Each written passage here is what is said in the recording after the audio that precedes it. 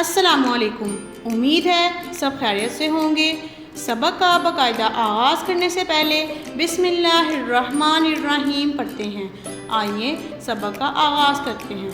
आज हम ए के साथ हरूफ लिखेंगे और पढ़ेंगे। मिसाल के तौर पर ज ए जे, क ए के, न ए ने, ए से, ए ल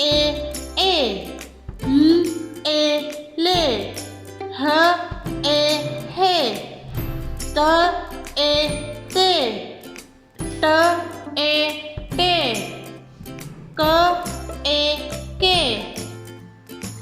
दिए गए अरकान को इन तस्वीर से मिलाएं जिनमें वो मौजूद है।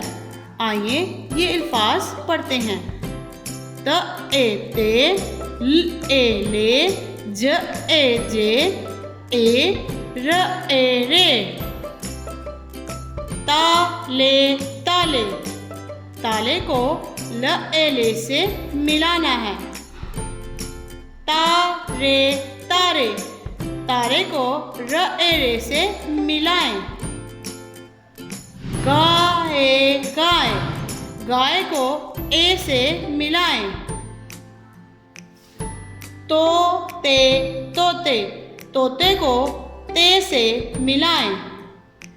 बाजे बाजे, बाजे को जे से मिलाएं। प्यारे बच्चों, उम्मीद है आज का सबक आपको अच्छे समझ आ गया होगा।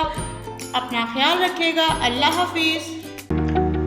Dear students, please subscribe our channel, press the bell icon, like, share and comment the videos. Thank you very much.